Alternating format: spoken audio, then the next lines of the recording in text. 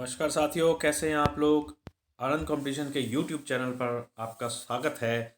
एक बार फिर से हम आए हैं नई जानकारियों के साथ। इस बार हम लेकर के आए हैं भारतीय रिजर्व बैंक ऑफ इंडिया के बारे में कुछ महत्वपूर्ण जानकारियां। आने वाले सहायक लेखाकार परीक्षा जो 23 अप्रैल को होने वाली है, उस संबंध में बहुत सारी जानकारियां आपको रिजर्व बैंक के संबंध में जो आज हम देंगे, वो निश्चित रूप से आपको उस पेपर में सहायता करेंगी। तो चलिए शुरू करते हैं रिजर्व बैंक ऑफ इंडिया के संबंध में कुछ जानकारियां। भारतीय रिजर्व बैंक देश का केंद्रीय बैंक है साथियों। आप जानते हैं कि आरबीआई देश का केंद्रीय बैंक है, सेंट्रल बैंक है।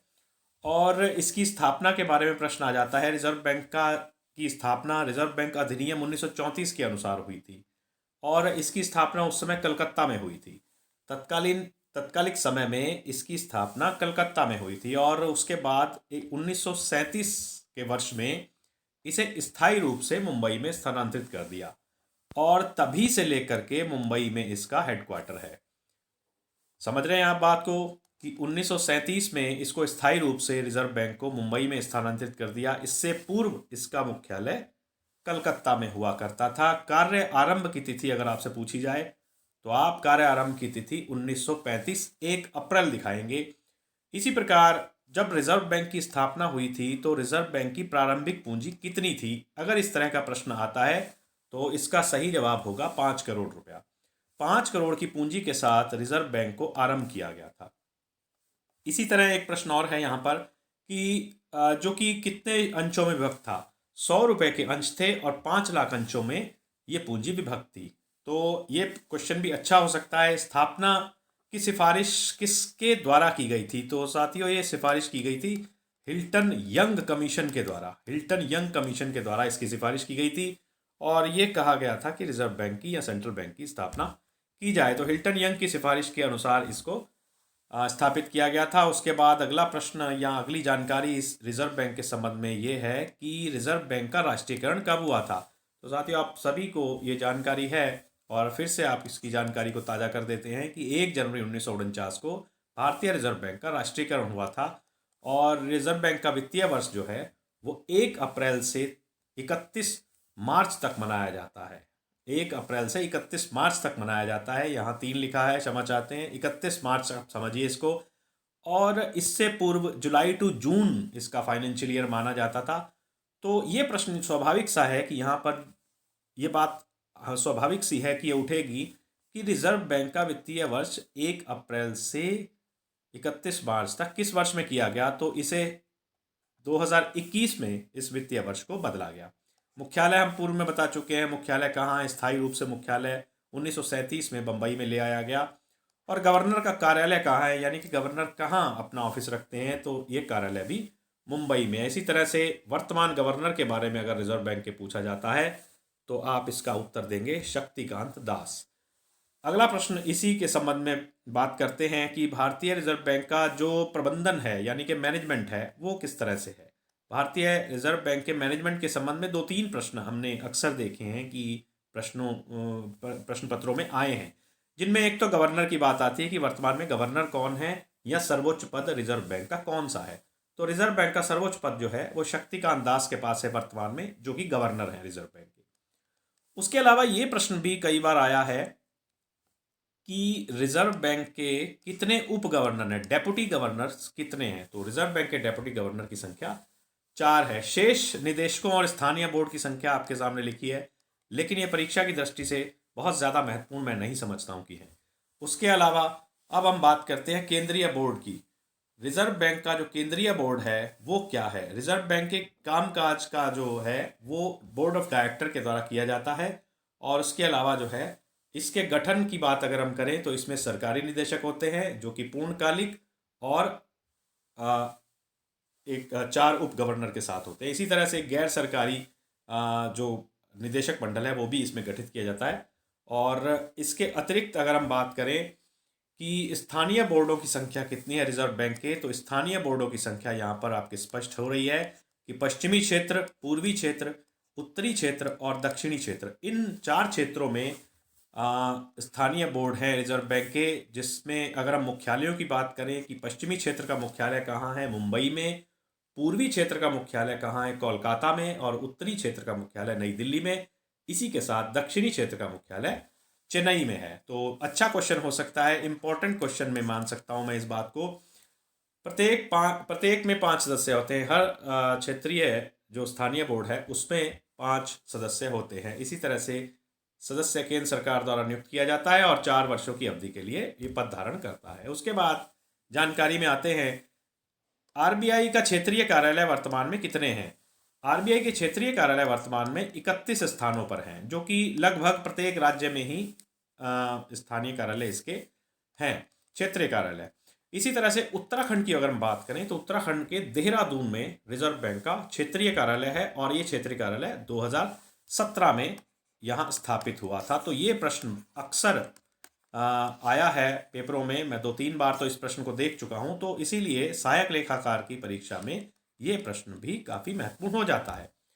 अगला जानकारी आती है कि रिजर्व बैंक के गवर्नर कौन कौन रहे। तो रिजर्व बैंक के गवर्नर वर्तमान में 25 गवर्नर हैं रिजर्व बैंक के, जो अभी तक हो चुके हैं। इसके अलावा जो प्रश्न की दृष्टि से अगर हम देखें तो इसमें सबसे पहला गवर्नर के बारे में अक्सर पूछा जाता है। तो सबसे पहले गवर्नर ब्रिटिशर्स थे। पहले गवर्नर यूरोपियन थे जिनका नाम था सर ऑसबॉर्न स्मिथ, और इनका कार्यकाल रहा था 1 अप्रैल 1935 से लेकर 30 जून 1937 तक। तो दूसरे गवर्नर भी यूरोपियन ही बने, सर जेम्स टेलर। और जब पहले भारतीय गवर्नर की बात हम करते हैं तो भारतीय गवर्नर वर्तमान में जो हम बात करते हैं, तो भारतीय गवर्नर जो बने वो सीडी देशमुख बने, जो कि पहले भारतीय गवर्नर थे। और इनका कार्यकाल जो था वो 1943 से आरंभ हुआ था और 1949 तक रहा था। यानी कि आज़ादी के समय भी अगर आपसे प्रश्न ये घुमा कर पूछ लिया जाए कि आज़ादी के समय आरबीआई का गवर्नर कौन था, तो आप बताएंगे सर सीडी देशमुख। उसके बाद एक प्रश्न यहाँ पर और खड़ा होता है कि ऐसे कौन गवर्नर थे जो भारत के बाद में प्रधानमंत्री भी बने। तो डॉक्टर मनमोहन सिंह, जो कि 15 नंबर के गवर्नर थे, 15वें नंबर के गवर्नर थे, और ये बाद में जाकर के कालांतर में भारत के प्रधानमंत्री भी 10 वर्ष के लिए बने। वर्तमान में जो गवर्नर हैं वो शक्तिकांत दास हैं और ये इनकी संख्या 25वीं है। अगला प्रश्न या अगली जानकारी रिजर्व बैंक के संबंध में है कि करेंसी नोट जारी करने का काम रिजर्व बैंक का होता है। रिजर्व बैंक के नोट जारी करने की जो शक्ति है वो रिजर्व बैंक को दी गई है, और रिजर्व बैंक 1 रुपए के अतिरिक्त सारे नोटों को छापता है और इसके अलावा सिक्कों के अतिरिक्त भी वो सारे नोट छापता है। यानी कि ना तो सिक्कों की ढलाई करता है वो, और ना ही 1 रुपए के नोट की ढलाई करता है। तो 1 रुपए के नोट की छपाई और सिक्कों की ढलाई का कार्य रिजर्व बैंक के पास नहीं है।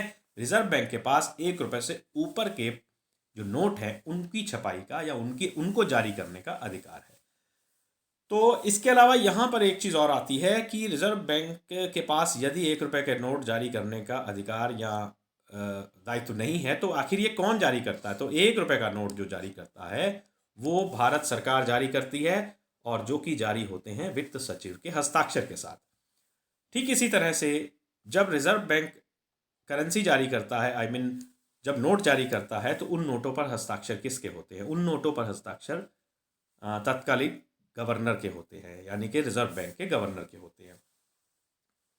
रिजर्व बैंक नोटों को जारी करने के लिए किस कोष प्रणाली का इस्तेमाल करता है? न्यूनतम कोष प्रणाली, यानी कि मिनिमम रिजर्व के की जो सिस्टम है उसको फॉलो करता है। और न्यूनतम प्रणाली की शुरुआत कब हुई थी? 1957 में हुई थी।